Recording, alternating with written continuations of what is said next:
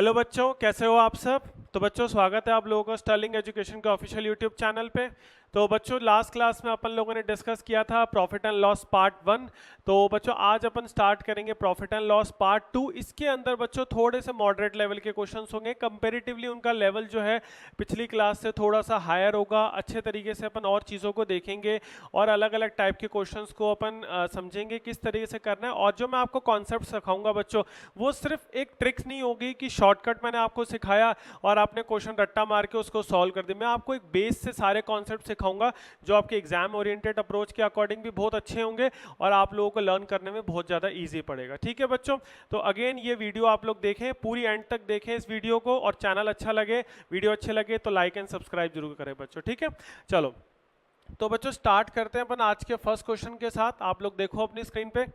If the selling price of the 15 articles is equals to the cost price of the 20 articles, then the percentage profit is। 15 articles की जो बच्चों selling price है वो 20 article की cost price के बराबर है। ठीक है, अपने को ये चीज दे रखी है, मतलब एक बंदा जितने 20 आर्टिकल्स को जितने रुपए में खरीदता है वो उतने ही आर्टिकल्स जब 15 आर्टिकल्स बेचता है तो उसको उतने ही रुपए मिलते हैं। ठीक है, अब देखो एक तरीका तो ये होता है कि लोग क्या करते हैं कि इसके अंदर एक कुछ कॉमन सीपी मान लेते हैं, 15 और 20 का एलसीएम 300। ठीक है, ये एक तरीका होता है, वो तरीका बिल्कुल सही है।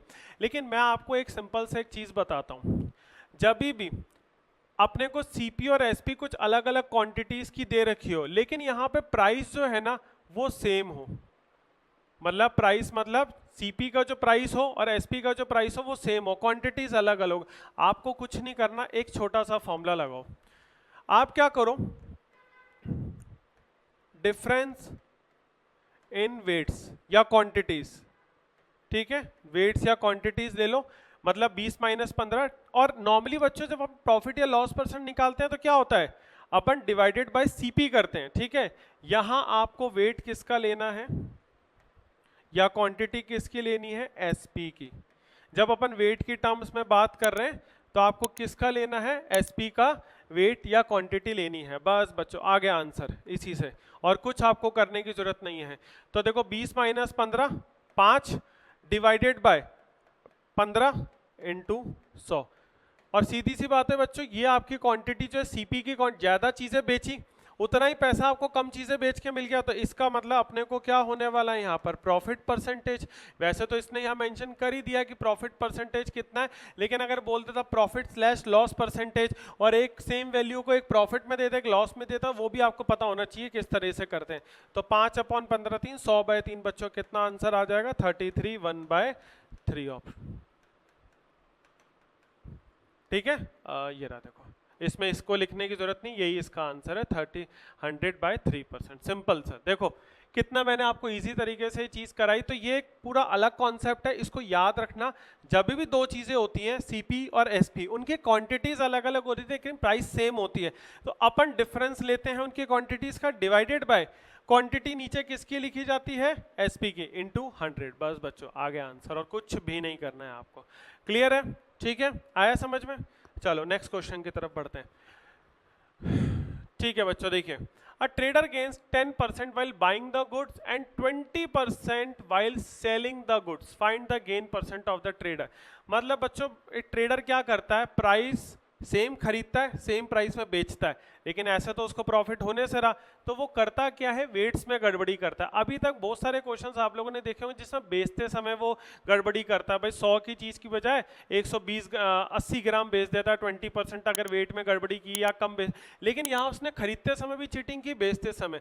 तो बच्चों अपन करते क्या, अपन एक स्टैंडर्ड सीपी मानते हैं, 100 ग्राम 100 रुपीज का वो नॉर्मली खरीदता है। ठीक है, ये उसको प्राइस पड़ती है, लेकिन जब वो 2 बार चीटिंग करता है, डबल चीटिंग करता है, सीपी करते समय वो 10% की चीटिंग करता है, तो इसका मतलब वो ज्यादा खरीद के लाता है, कितने का, 100 रुपए का।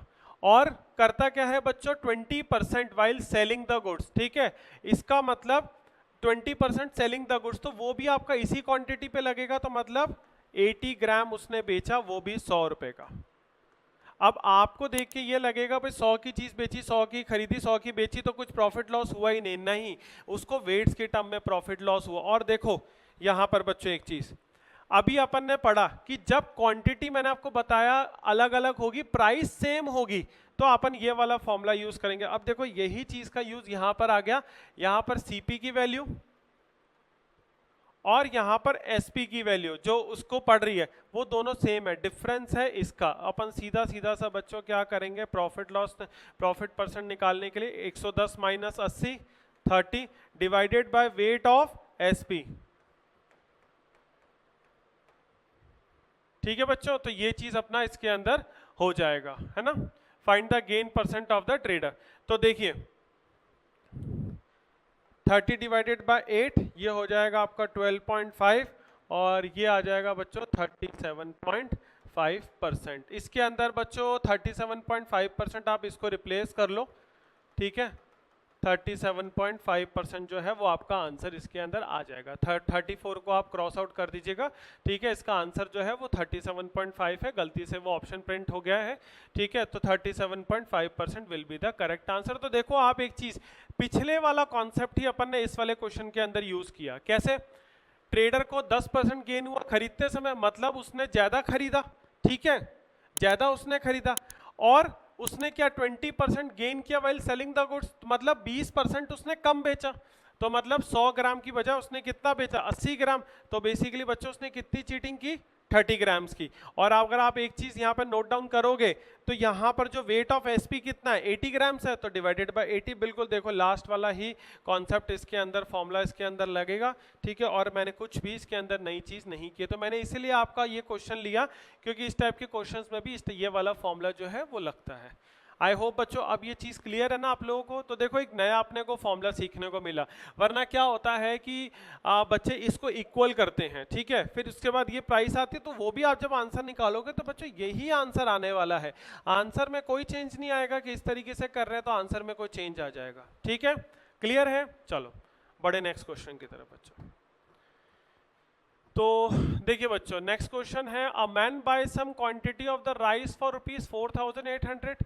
He sells 1/3 of it at a profit of 10%. At what percent gain should he sell the remaining 2/3 so as to make an overall profit of 20% on the whole transaction? ठीक है बच्चों, देखिए अब यहाँ पर बच्चों जो अपने पास टोटल सीपी है ना वो कितनी देखिए 4800। मैंने आपको कल लास्ट एक वीडियो में डिस्कस किया था, तो उसमें क्या बताया था कि जो क्वांटिटी होती है वो सीपी के डायरेक्टली प्रोपोर्शनल होती है। अब आप क्वांटिटी का 1/3 या 1/4 करो या फिर सीपी का, एक ही बात है।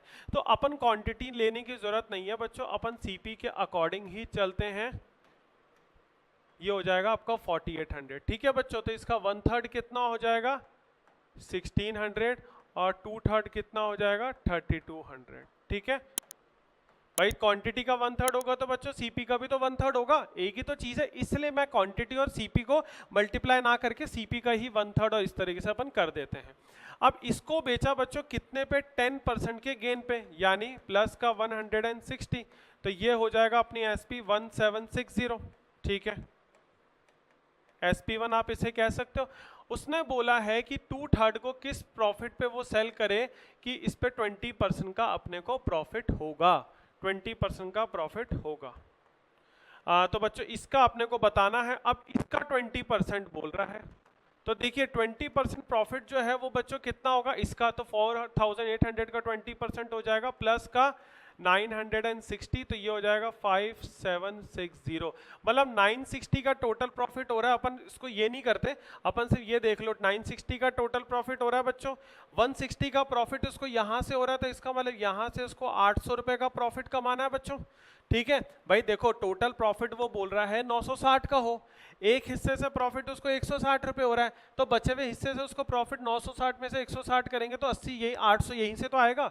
तो 800 जो है 3200 का कितना परसेंट है बच्चों, 25%। बस आंसर आ गया, ये कर लो। वैसे आपको देख के पता चल रहा है कैलकुलेशन से, 8 4 32, ठीक है, 25%। बच्चों ये जो क्वेश्चन है ना इस तरह से भी आप कर सकते हो, इसका एक दूसरा तरीका ये बताता हूँ। अगर आप यहाँ पे 4800 की बजाय कोई ऐसी वैल्यू ले लो जो 1/3 से डिवाइड होती है, जैसे 120 ले लिया, 90 ले लिया, या कुछ भी वैल्यू ले लिया, उस तरीके से आप करोगे बच्चों तो भी आंसर यही आएगा। वो आप लोगों के लिए होमवर्क है, करके देखना। और इसके अलावा एक मेथड और होता है बच्चों एलिगेशन से, उससे भी आप ये क्वेश्चन कर सकते हो। देखो एक क्वेश्चन को करने के बहुत मेथड्स होते हैं बच्चों, मैं इन मेथड्स को कभी भी ट्रिक नहीं कहूंगा, ये कॉन्सेप्ट्स होते हैं मैथमेटिक्स के। बच्चों मैथमेटिक्स में कभी ट्रिक्स नहीं लगती हैं, सिर्फ कॉन्सेप्ट्स होते हैं, ठीक है, ध्यान रखिएगा इस चीज को। तो कॉन्सेप्ट्स आप कहो इसे, कि ये ट्रिक मत कहो, ये ट्रिक कुछ भी नहीं होता है बच्चों, सब एक मैथड्स हैं मैथमेटिक्स को पढ़ने के और समझने के, ठीक है।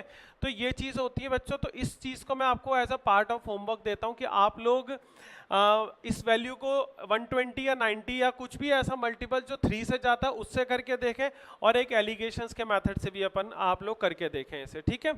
चलिए बच्चों, तो और आप लोग इसका आंसर कैलकुलेट करना, और अगर कोई आपको डाउट है बच्चों तो आप लोग हमारे चैनल इस वीडियो पे कमेंट करके बता सकते हैं, वो हम डिस्कस करेंगे, ठीक है। चलिए बच्चों नेक्स्ट क्वेश्चन पे अपन आते हैं। Priya bought 10 tables at the rate of rupees 600 each. She spent 1600 rupees on transportation and rupees 400 on packaging. At what price should the Priya sell a table to make a profit of 20%? ठीक है, देखिए बच्चों 600 रुपये each में उसने table खरीदा, 10 table खरीदे, 1600 रुपये उसने टोटल ट्रांसपोर्टेशन पे खर्चा किया, भाई दुकान से घर पे लाने पे खर्चा किया, तो ट्रांसपोर्टेशन की कॉस्ट भी उसकी सीपी में जुड़ेगी। फिर 400 रुपये उसने पैकेजिंग पे टोटल खर्चा किया, मतलब 1600 प्लस 400 2000 रुपये उसने एक्स्ट्रा खर्चा कर दिया टोटल कॉस्ट पे। अब at what price should the Priya sell to make sell a table to make a profit of 20%। अब बच्चों चीज क्या है कि आप 600 इंटू 10 भी कर सकते हो टोटल सीपी निकालने के लिए, ठीक है, 6000 कर दिया, प्लस उसमें आप 2000 कर सकते हो। एक तरीका ये भी है, एक तरीका आप ये भी कर सकते हो कि भाई 1600 रुपये ट्रांसपोर्टेशन पे लगेगा 10 के, तो एक के ट्रांसपोर्टेशन में कितना लगेगा 160, और बाकी के जो 400 रुपये पैकेजिंग पे लग रहा है वो टोटल लग रहा है, तो एक के कितने पे लगेगा 40। तो बच्चों दोनों तरीके से कर सकते हो, मैं आपको बताता हूँ करके, ठीक है। देखिए 600 रुपये जो है वो आप इंटू 10 कर लीजिए, तो बच्चों 6000 के तो उसको सीपी पड़ गई भाई जो उसके टेबल पड़े, लेकिन आप उस पर पैकेजिंग और ट्रांसपोर्टेशन का खर्चा प्लस का 1600 प्लस का 400, तो ये बच्चों कितना हो जाएगा 8000 टोटल सीपी। लेकिन ये बच्चों कितने का पड़ रहा है 10 का, तो अपने को 1 का निकालना है, 800 रुपये हो जाएगा। एक चीज बच्चों आप लोग अपने कॉपी में नोट डाउन कर लीजिएगा कि transportation cost, repairing cost, packaging cost या कोई भी मैन्युफैक्चरिंग कुछ भी कॉस्ट हुआ, मिसलिनियस कॉस्ट, ये हमेशा सीपी में ऐड होते हैं। ये ऐड होने के बाद ही टोटल सीपी पे प्रॉफिट निकाला जाता है या लॉस निकाला जाता है, ठीक है।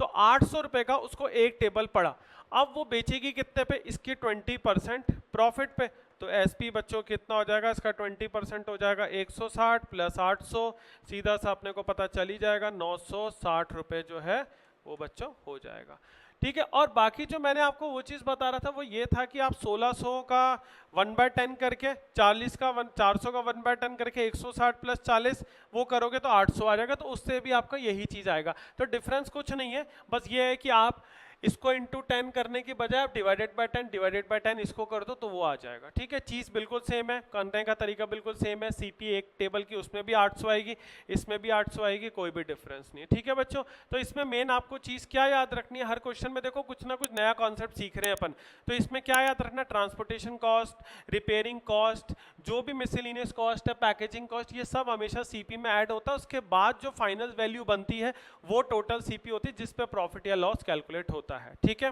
क्लियर है, ठीक है बच्चों। आई होप बच्चों आप लोगों को अपनी वीडियो पसंद आ रही है। मैंने आपको बोला था अपन और भी वीडियो सारे लेकर आते रहेंगे और जिसके अंदर अपन डिफरेंट टाइप के कॉन्सेप्ट्स करेंगे और हर वीडियो वाइज अपन उस चैप्टर का कॉन्सेप्ट्स को इंक्रीज करते जाएंगे और थोड़ा लेवल ऑफ डिफिकल्टी भी इंक्रीज करते जाएंगे, ठीक है। और बच्चों अगर आप लोगों को वीडियो पसंद आ रही है तो हमारे चैनल को सब्सक्राइब करो, वीडियो को लाइक करना एंड अपने फ्रेंड्स के साथ शेयर करना, ठीक है। चलिए नेक्स्ट क्वेश्चन की तरफ आते हैं।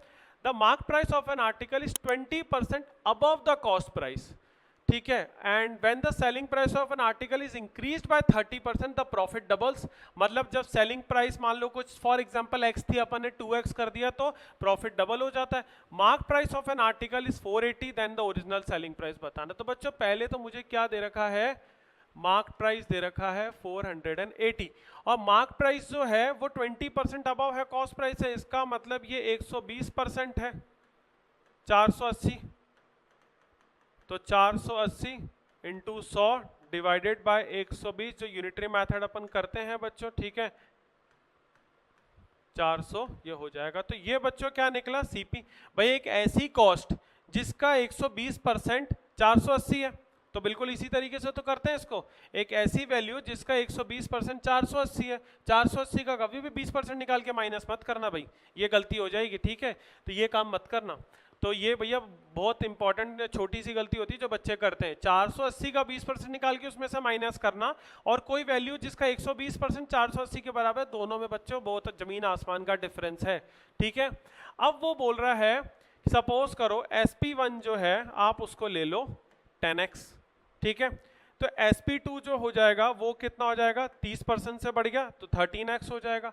पहले केस में बच्चों प्रॉफिट कितना हो जाएगा अपना SP 10x माइनस का 400, दूसरे केस में बच्चों प्रॉफिट कितना हो जाएगा 13x माइनस का 400, ठीक है। देखो SP को अपन 100 अज्यूम या कोई वैल्यू ऐसी अज्यूम नहीं कर सकते, क्योंकि सारी चीजें मैं आपको परसेंटेजेस में बता चुका हूँ, है ना, परसेंटेजेस के लेक्चर्स अपने डले हुए हैं तो आप देखना, उसमें मैंने आपको बताए हैं कि कभी भी अपन गिवन वैल्यू को अज्यूम वैल्यू या अज्यूम वैल्यू को गिवन वैल्यू में से माइनस नहीं करते हैं, ठीक है। तो अब ये वाला जो प्रॉफिट है बच्चों P2 इस P1 से डबल है, यानी twice of P1 is equals to P2, P2 double है P1 से, P1 छोटा है इसलिए मैंने P1 को डबल कर दिया। आई होप चीज क्लियर हो रही है बच्चों आप लोगों को। अब यहाँ पर वैल्यू पुट अप करते हैं, ट्वाइस ऑफ 10x माइनस का 400 is equals to 13x minus का 400, ठीक है बच्चों। तो ये हो जाएगा अपना 20x में से 13x जाएगा तो 7x, ये हो जाएगा माइनस का 800 और ये हो जाएगा बच्चों 400 हो जाएगा, ठीक है। तो देखो 7x की वैल्यू कितनी आ गई 400, तो बच्चों 10x की वैल्यू कितनी आ जाएगी 400 इंटू 10 डिवाइडेड बाय 7 और ये आ जाएगा बच्चों अपना 5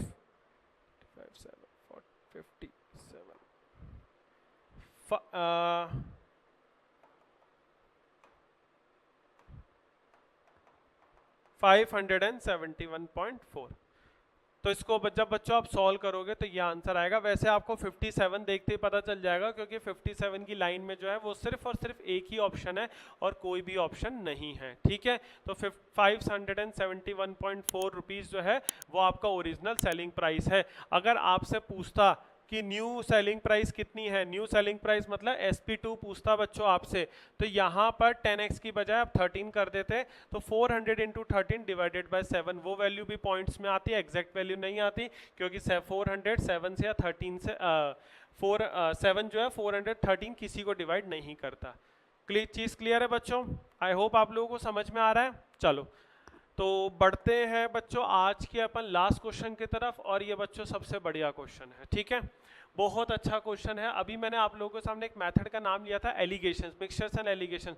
ये बच्चों बहुत ही इंपॉर्टेंट मेथड होता है, इस मेथड का यूज सिर्फ एलिगेशंस के क्वेश्चन को सॉल्व करने में तो आता ही है, plus percentages, profit loss ratios, averages, simple interest वाले जैसे चैप्टर्स में भी एलिगेशंस के कॉन्सेप्ट यूज होते हैं, और इसके अंदर बच्चों अपन वही करेंगे। मैं आप लोगों के लिए एक चैलेंज है कि आप लोगों के क्वेश्चन बिना एलिगेशंस के सॉल्व करना है 1 मिनट के अंदर, 1 मिनट के अंदर, ठीक है। और आप लोग अगर करें हो जाए बच्चों तो कमेंट करके हमें जरूर बताएं ये चीज, ठीक है।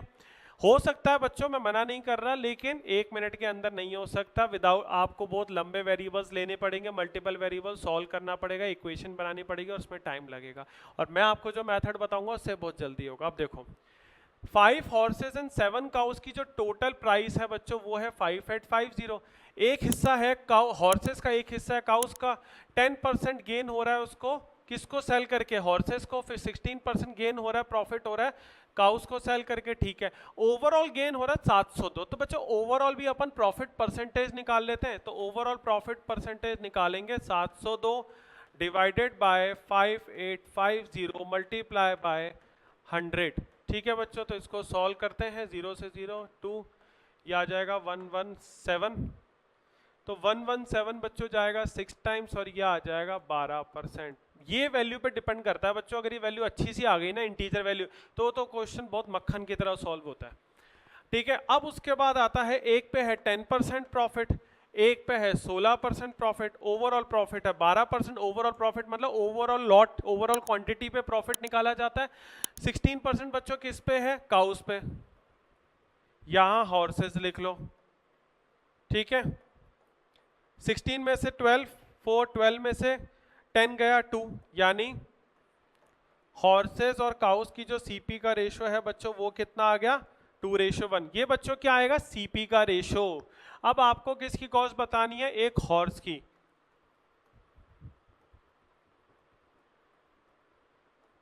तो बच्चों हॉर्स का कितना है? 2, रेशो टोटल कितना? 2/3, 5850 डिवाइडेड बाय कितना हो जाएगा?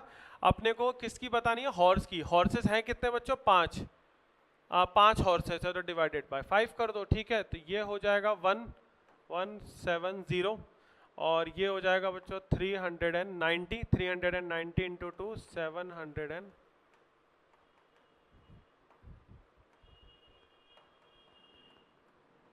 ये बच्चों जितना मैंने सॉल्व किया है ना उसका भी आधा है। आधी कैलकुलेशन तो आपको लिख के करने की जरूरत भी नहीं है। ठीक है, मैं बहुत आराम से करता हूँ उस चीज़ को, तो आपको बहुत लगेगा लेंदी है। ठीक है, लेकिन बहुत छोटा सा है। देखो 2-3 स्टेप का सॉल्यूशन है। पहला आपको 12% निकालना है, दूसरा कि आपको रेशोज निकालने 2:1, तीसरा आपको 2/3 मतलब जो 5850 उसको इस सीपी में डिवाइड करना है, और डिवाइडेड बाय 5 इसलिए क्योंकि 5 हॉर्सेस का पूछ रहा है। काउस का पूछता बच्चों तो 1/3 इंटू 5850 डिवाइडेड बाय 7, बस इतना सा आपको करना पड़ता। ठीक है बच्चों, आया? चीज क्लियर हुई? समझ में आया? मैंने आपको बताया था बहुत बढ़िया सा मेथड बताऊंगा, और ये मैंने अगेन आपको कह रहा हूँ ये कोई ट्रिक नहीं है बच्चों, ये प्योर मैथमेटिक्स के कॉन्सेप्ट होते हैं। एप्टीट्यूड के अंदर यही आपको चीजें सीखनी है। ठीक है, और यही सारी चीजें मैं आप लोगों को बताऊंगा, सिर्फ इस चैप्टर में नहीं और भी डिफरेंट चैप्टर्स में। ठीक है, तो आई होप बच्चों आपको आज का लेक्चर पूरा अच्छे तरीके से क्लियर हुआ। ठीक है बच्चों, इस लेक्चर को पूरा देखना, अच्छे से एक एक क्वेश्चन को समझना। ठीक है, कोई भी दिक्कत हो तो आप लोग कमेंट बॉक्स पे कमेंट कर सकते हैं, उसका रिप्लाई हम लोग करेंगे और आप लोगों को आपके डाउट्स जो है वो सॉल्व करेंगे नेक्स्ट लेक्चर्स में। टिल देन बच्चों, थैंक यू।